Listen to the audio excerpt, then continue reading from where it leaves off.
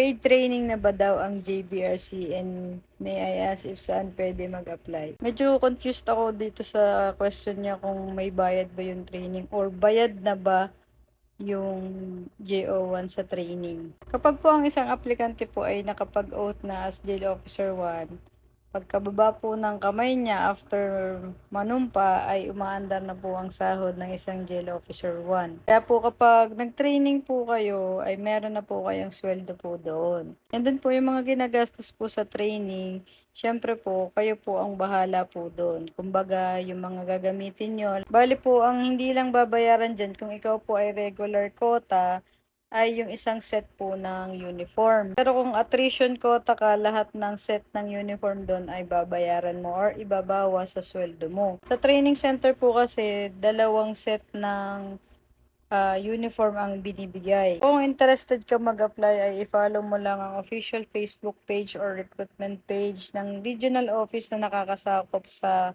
tinitirhan mo. Doon makikita mo kung ano yung qualification and requirements at yung iba pang instruction sa pag-a-apply.